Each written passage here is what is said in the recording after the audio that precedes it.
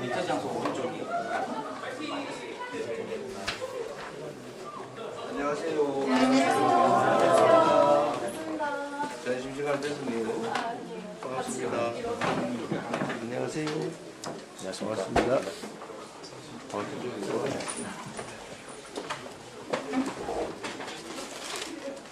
안녕하세요. 반갑습니다.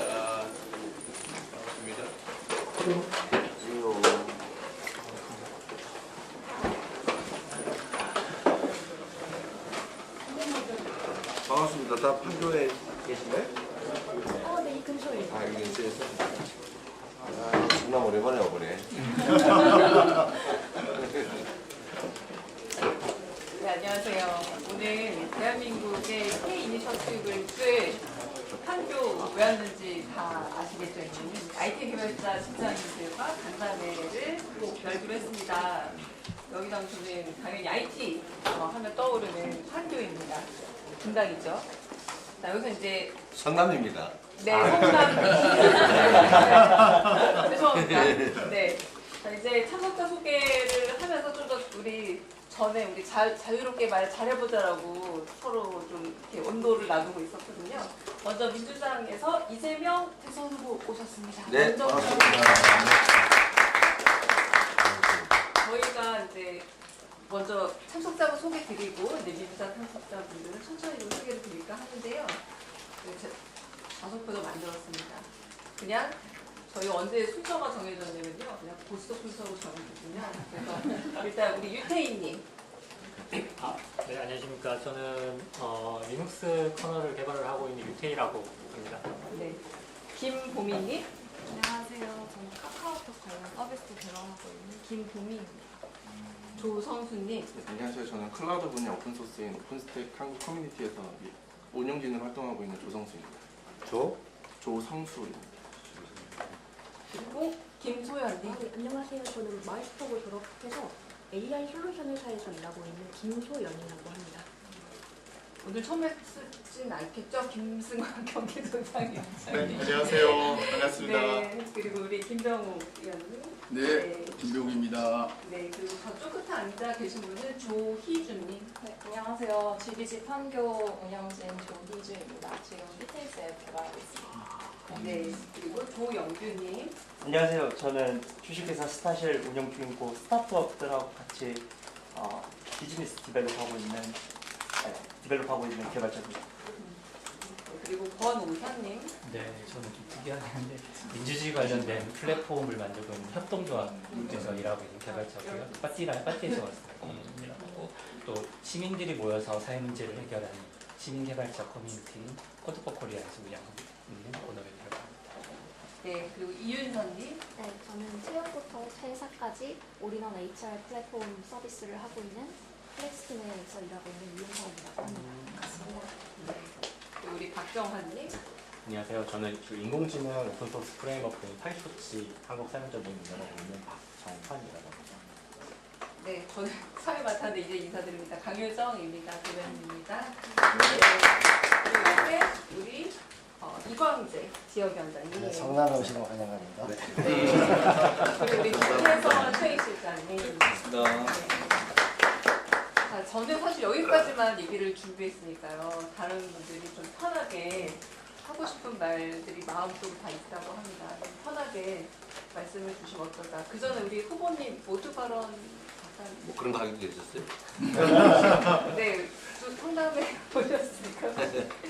네, 아, 반갑습니다. 여기가 내가 좀 차를 타고 가지고 어딘지 잘 모르겠는데. 판교에? 네, 판매백화점입니다.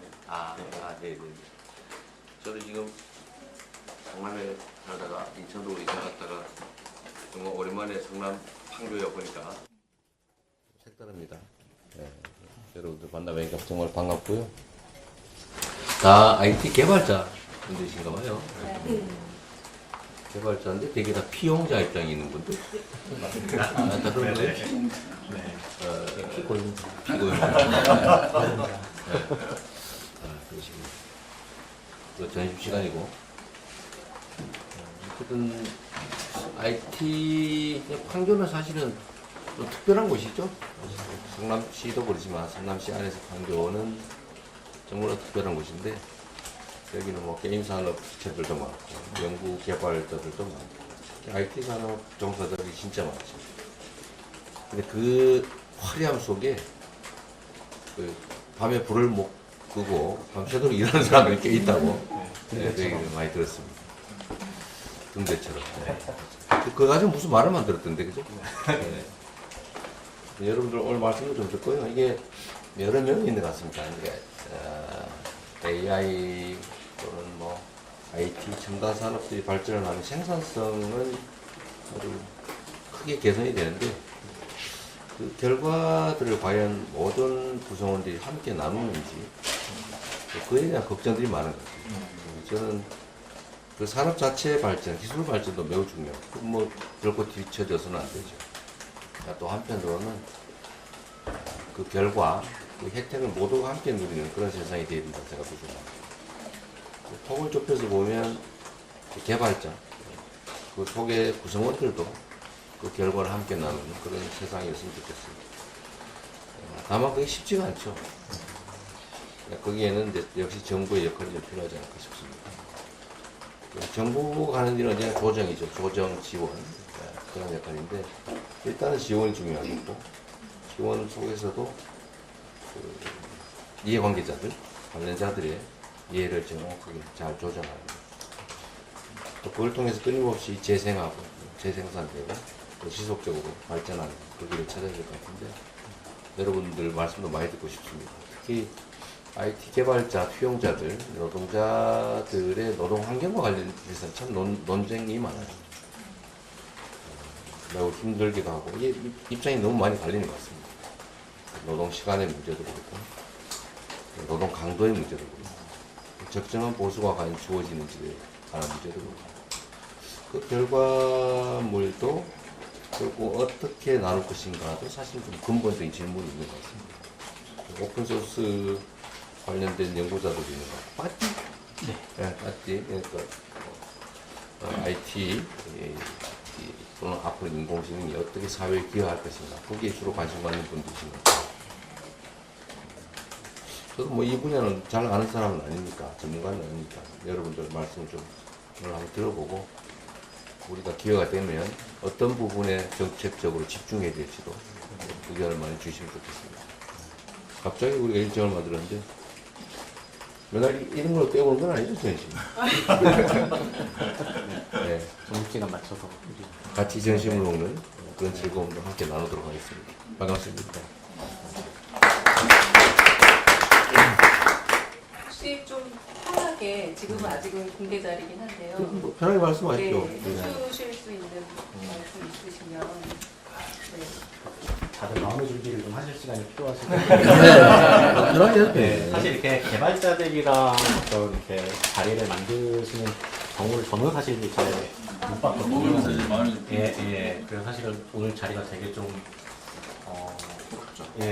여러 가지 의미로나마 새로운 것 같은데 혹시 이런 자리를 이렇게 좀 아까 급하게 만드셨다고 말씀하셨는데 혹시 만드시면서 하신 생각이라거나 이런 게 좀 있으시면은 우리는 아무래도 기업 측, 그러니까 고용자 쪽을 많이 보죠. 거기는 상당히 체계화되고 조직화되어 있죠. 근데 여러분들은 피용자 쪽에 가까운 분들이라 저희 사실 보기가 좀 어렵고 너무 숫자도 많고 다양하죠. 그래서 사실은 뭐 아시겠지만 원래는 이 판교의 유세를 준비했다가 이런저런 사정으로 이걸 갑자기 바꿔서 그러면 뭘 할까 그러다가 판교의 특성이 있으니까 IT 개발자들, IT 개발에 종사하는 피용자 노동자들 얘기를 한번 나눠보자 이렇게 해서 갑자기 찾게 됐어요. 사실 그 아주 화려한 속에 그 그늘 속에 지금 숨겨져 있는 분들이잖아요. 숨겨져 있는 보석이죠. 네.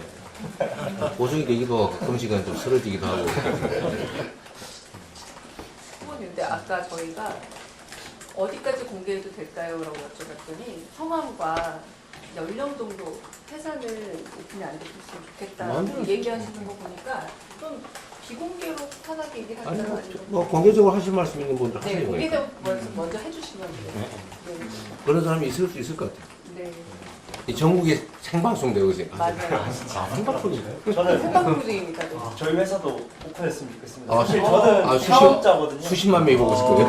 네, 창업자라서 돈 벌어야 되거든요. 스타트 홍보도 좀 하고. 네. 솔직하시네. 제가 사실 창업자로서 조금 어려웠던 부분이 있어가지고 말씀을 좀 드리고 싶은 게 있는데 조영규 선생. 정확하게 얘기를 하세요. 조영규 선생. 조영규입니다. 뭐 어떤 회사라고요? 이름이? 주식회사 스타쉘입니다. 스타셀. 네. 네. 말씀하십시오.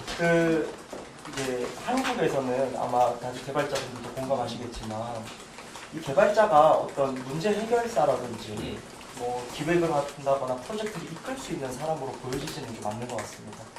제가 창업을 처음에 하고 나서 저는 소프트웨어 마이스트로 출신이거든요. 거기서 인증을 받고 처음에 창업을 할 때 병역 문제가 있어서 조금 뭐 제대로 밸류에이션 못 받았지만 제일 많이 들었던 게 심사위원들이나 이런 분들한테 제일 많이 들었던 게 개발자인데 사업을 잘 할 수 있느냐, 약간 세상 물정을 모를 것 같다는 생각을 하시면서 기술자인데 격려를 할 수 있겠냐? 네. 그런 거군요. 근데 해외의 사례를 보시면 아시겠지만 다 기술자 출신인데. 네, 맞아요. 근데 이제 그런 인식을 이미 깔고 들어가니까 뭘 해도 뭐 예를 들어 기술자가 말을 잘하면 약쟁이 같다. 너는 개발을 못하는 거 아니냐? 아, 네네네. 네네. 기술사들 사이에서도 아, 말을 저는 그래요? 너무 말을 기술만 집중이 되는데. 약간 개발자들 사이에서 코드로 이야기하는 약쟁이라고요? 이런 약장사? 이런 얘기를 그래가지고 저는 사실 제가 개발자가 가지고 있는 외모도 편견이 좀 있잖아요. 본인 자랑을. 아니, 제가 이제 좀 제 나름대로 조금 꾸미는 걸 좋아하는데 이런 부분에 있어서도 좀 편견이 계속 있더라고요. 그러네요. 그래서 사실 항상 생각하던 게 개발자가 대우받는 좀 문화가 있었으면 좋겠다. 회사에서도 기획자나 경영자들의 어떤 명령을 받는 존재가 아니라 스티브 잡스도 개발자 아니야? 개발자죠.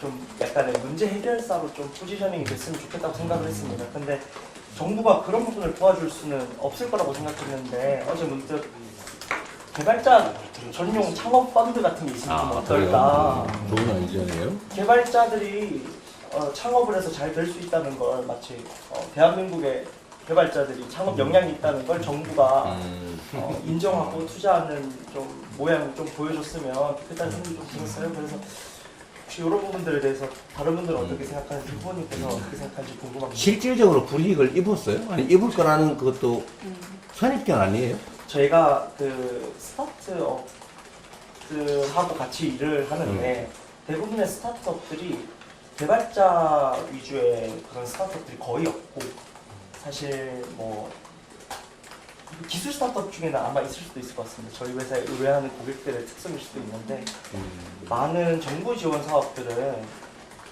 좋은 개발 기술을 갖춘 회사들보단 조금 더 소위 쇼를 잘하든 발표를 잘하고 사업 기획을 잘하는 분들의 좀 초점이 맞춰져 있는 것 그것도 같습니다. 중요하잖아요. 사실은 기술도 그렇게 생각합니다. 기술도 중요한데 네. 기획도 중요하죠. 개발자들은 그걸 못할 거다라는. 근데 그건 선입견이고. 그렇죠. 네. 근데 심사에서 실질적으로 불이익을 주지는 않을 텐데 그것도 선입견일 것이다.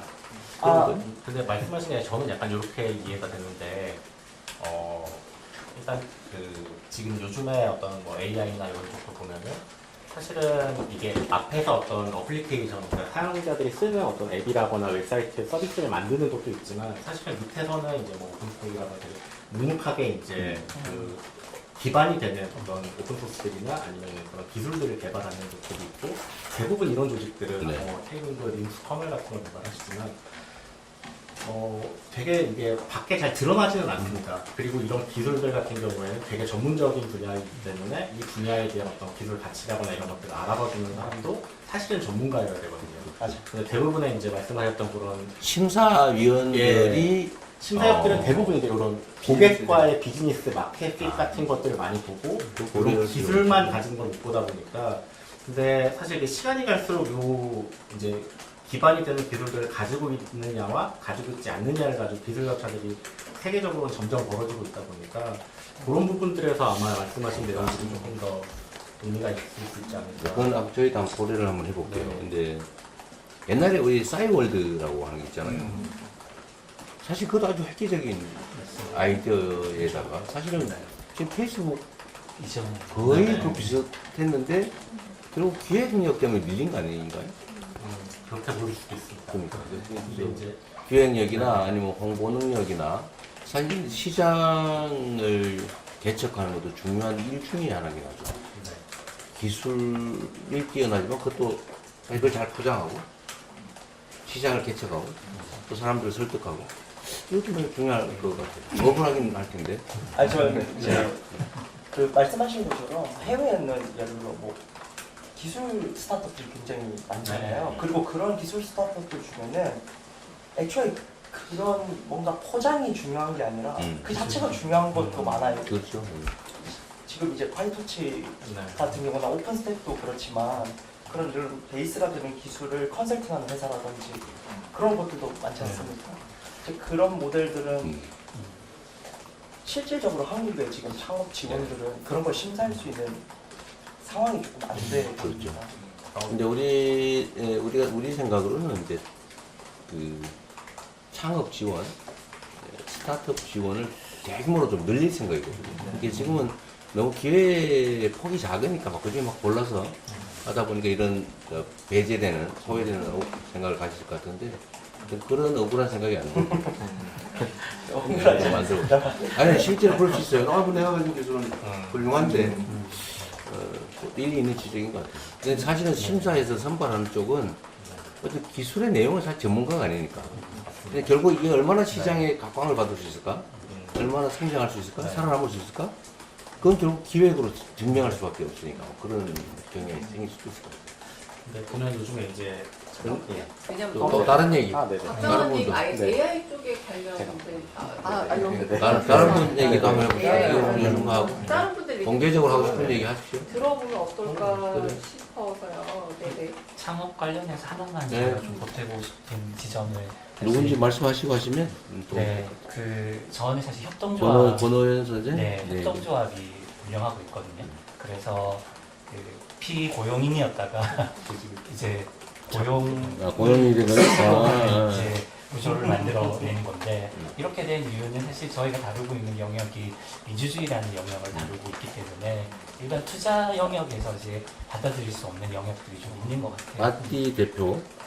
대표신가? 네, 조합원이기도 하고. 마띠 조합원. 네. 그다음 이제 그걸 하면서 드는 생각은 그 창업을 육성을 할 때 그 모델을 꼭 기업이 아니라 다양한 모델들도 좀 관심을 가지면 좋겠고 그게 협동조합일 수도 있고 그렇죠. 비영리 단체일 수도 있고 아니면 여기 커뮤니티 종업자 조합일 수도 있고. 그렇죠. 네. 그런 형태들에 대해서는 좀 IT 쪽에서 좀 뭐라고 할까요? 경로가 많지 않은 거. 다 회사 형태를 요구하는? 그 일단은 벤처 투자를 이제 받으려면 시리즈 투자를 받으려면은 일단 기업의 형태 회사 형태를 갖춰야 되니까. IPO로 가야 되고 이런 형태라서 사실 아시겠지만 디지털 사회를 우리가 살고 있는데 이 기술이 필요한 사람들이 엄청 많잖아요. 지역에도 그렇고. 상법상의 회사가 아닌라는 이유로 불이익을 줄 필요는 없는 건데. 그렇죠. 저희가 이제 그 협동조합을 결성할 때 사회적 협동조합인데 아니 왜 플랫폼을 만드는 곳이 협동조합을 안 되냐고 정부에서 계속 1년간을 이제 이해가 안 된다고 그게 하시더라고요. 오픈소스의 핵심 개념인데요. 그렇죠. 그런 부분들에서 좀 다양하게 관점들을 가지고 봐주시면 좋겠고 특히 뭐 여기 계신 분들이 다 그런 마음으로 시작했을 것 같은데 개발이 재밌어서 하는 사람들이고 이 개발이 사회에 정말 잘 써졌으면 좋겠다라는 관점으로 일하고 있는데 이걸 가지고 돈을 더 많이 벌어야 돼 이것도 중요한데 이걸 가지고 어떻게 사회에 내가 기여할까 이런 관점들을 가진 개발자들이 좀 자라날 수 있는 환경이죠. 그러니까 그게 이제 기업이라고 하는 개념에 대해서 우리는 기업 그러면 돈 버는데 하고 생각하는데 사실은 기업은 성경에서 나온 말 아니에요? 그렇죠. 기업은 세상을 위해서 뭔가 새로운 일을 하는 게 기업이라고 했는데 맞아요. 그렇죠. 근데 기업이라고 하는 게 꼭 돈벌이가 아니에요. 영리만을 위한 조직이 아니고 공익을 위한 기업도 있는 건데 원래는. 그걸 사회적 기업이라고 하죠. 너무 어려운 얘기 같지만 사실 매우 쉬운 얘기인데요. 돈 버는 게 아니라 더 많은 고용을 위해서, 더 많은 세상의 기여를 위해서 하는 일도 기업인데. 그 다양한 문제를 실제로 이제 다루고 그러게. 기업 수익은 조금 낮게 잡고 이럴 수도 있는 건데 그런 다양성들이 좀 부족한 것 같아서 그렇죠. 그래서 수많은 개발자들이 개발이 좋아서 시작했다가 이거 어떻게 내가 사업화 시켜야 되나 이런 고민들을 많이 하는데 계속 그런 그 사회에 대한 관점들을 유지할 수 있도록 좀 다양한 그러니까 이게 사실은 좀 다른 얘기가 있는데, 네. 뭐 전시 때 우리 하는 얘기니까.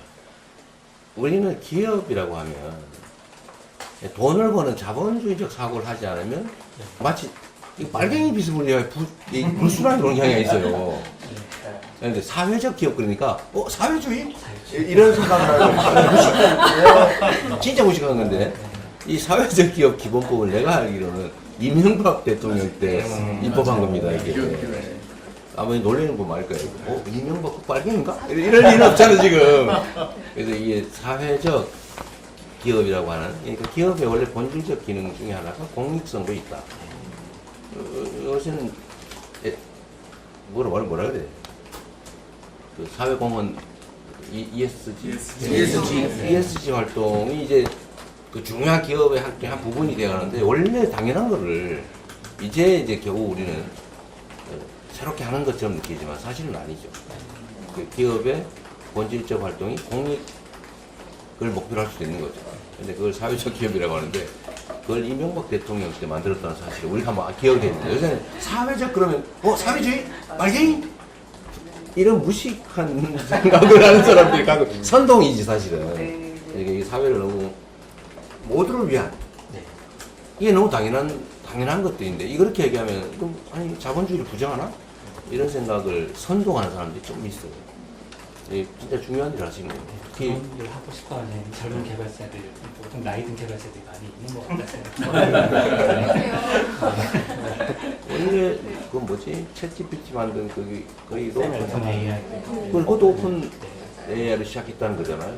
요즘 약간 뭐 좀 비영리를 시작했는데 그것도 우리 식으로 저쪽 진영들이 하는 무식한 얘기를 하면 사회주의 모두에게 얼굴에 모두에게 나누죠. 근데 윤선이 AI 관련해서 좀 궁금한 거 있지 않으세요?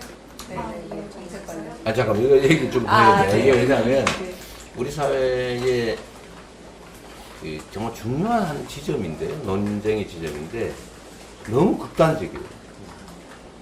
돈을 버는 거는 자본주의적이고 시장주의이고 모두를 위한 거는 뭔가 불순한 것처럼 생각하는 이 생각 진짜 버려야 됩니다.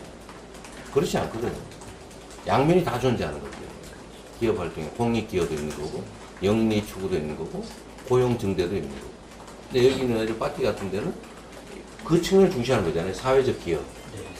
이걸 이제 주된 목표로 하는 기업 활동을 추구하는 건데 이거 자칫 잘못하면 오해할 수 있지만 이거 사회주의도 아니고 그냥 기업의 원래 역할 중에 하나를 하는 거죠.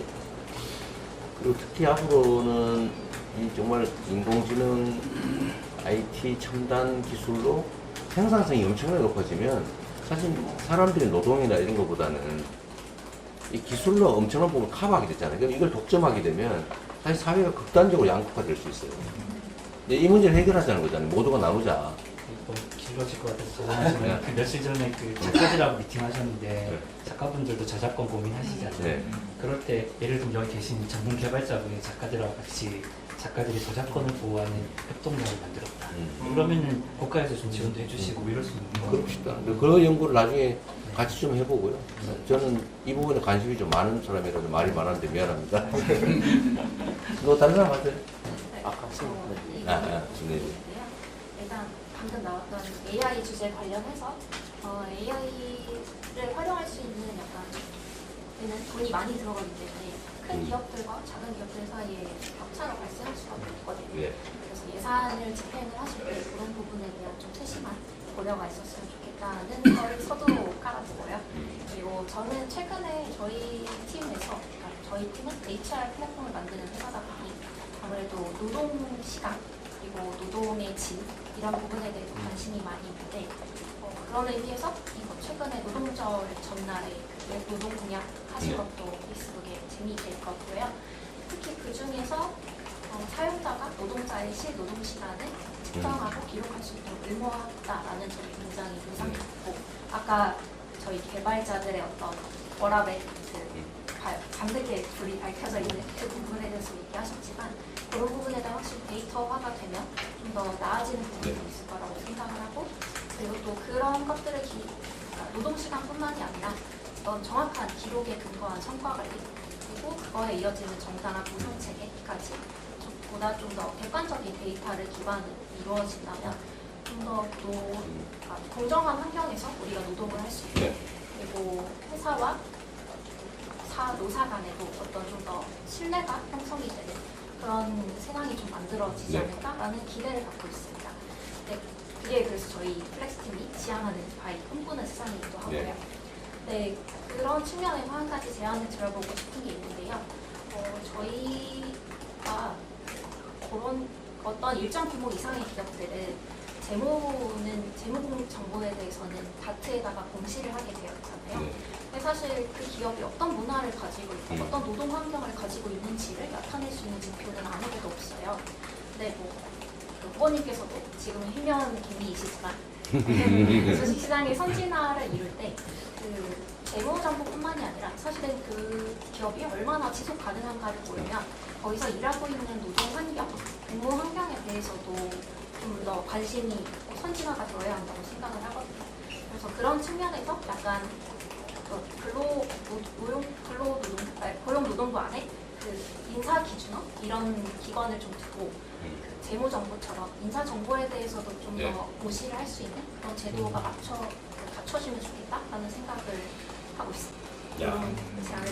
엄청나게 어려운 일이네요. 그렇죠. 근데 저는 그런 생각 들긴 해요. 이 노동 문제, 근로 조건의 문제, 소위 노동 문화에 관한 문제, 문화 문제잖아요. 과거에는 노동의 생산물을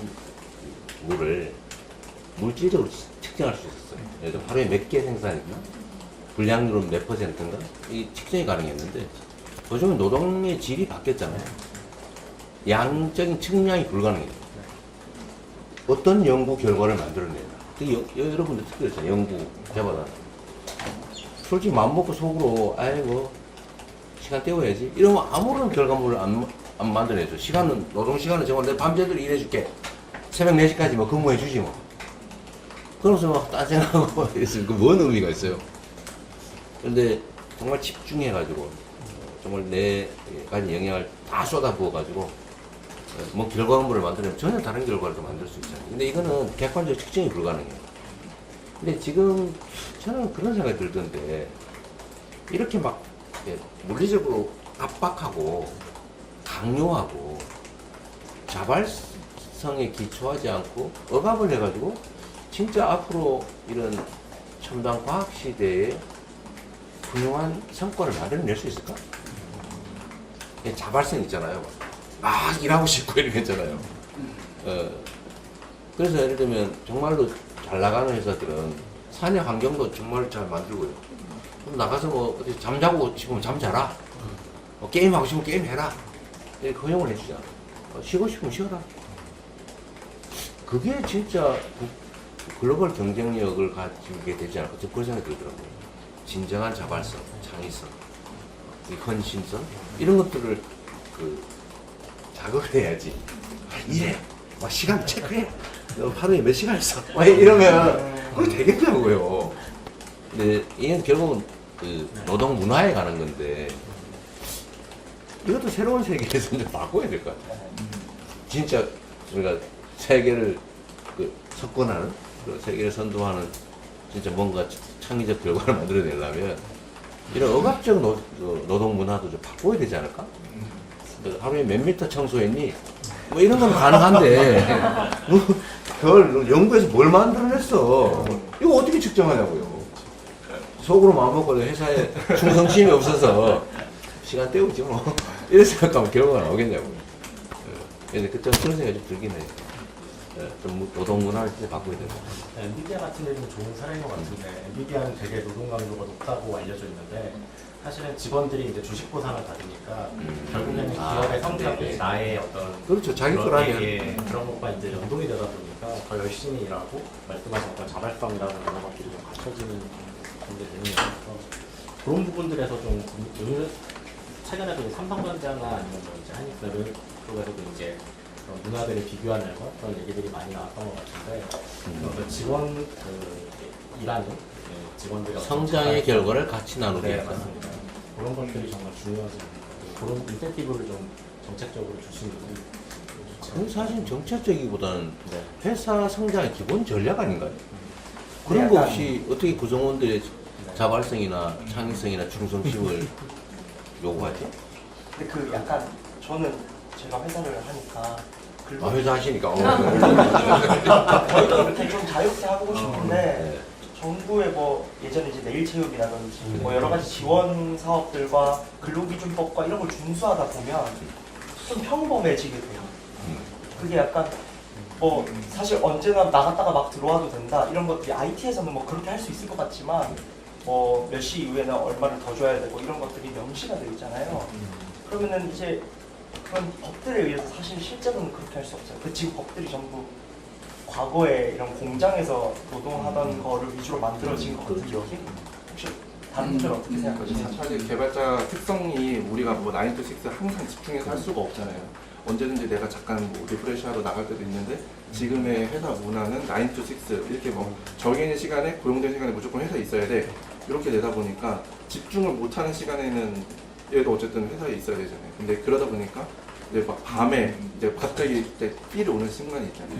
근데 그런 건 사실 고용 시간으로 인정이 안 되는 경우도 있고, 그래서 좀 이렇게 유연적으로 근무할 수 있는 환경이 아직까지 한국에서는 조금 자리 잡지를 못하는 회사들. 주로 어느 시간대에 필요해요? 주로 밤에 새벽 감성에 이렇게 그렇죠. 저도 뭐 하나 여쭤보고 싶은데요. 혹시 분기나 반기별로 회사에서 아이디어를 갖다가 받아서 그걸 채택한 다음에 그다음에 그 아이디어를 낸 사람이 잘 이렇게 창의력과 그래서 개발할 수 있도록 지원하고 거기에 뭐 직무 기여도 그래서 인센티브도 주고 그런 시스템이 뭐 사내벤처라든지 이런 형태로 지금 되어 있나요? 그런 시도들이 시도들은 있었던 것 같은데 네네. 근데 광범위하게 퍼져 있는 건 아니고. 네. 저는 이제 법조인인데 맨날 그 직무상 발명에 관해서 기여도가 어떻게 되느냐 하면서 회사와 개발자 사이에 굉장히 좀 분쟁이 많이 있거든요. 그거를 좀 시스템화 시켜놓으면 스타트업일 때 좀 다르고 네. 대기업일 때 좀 다르고 좀 그런 느낌. 그렇죠. 자, 잠깐만. 또. 이제 비공개 한번 해볼까요? 말씀을 전혀 안 아니, 하시는 계속 공개. 얘기하실 분 하시고. 네. 없어요? 다 하셨어요? 공개하시면 꼭 말씀 못 하시는 분이 꼭 계시더라고요. 네. 그래서 네, 네. 그럼 여기까지 하고. 그럼 네. 이제 비공개로 정해서 말씀 안 하신 분들 밥 먹으면서. 식사도 하면서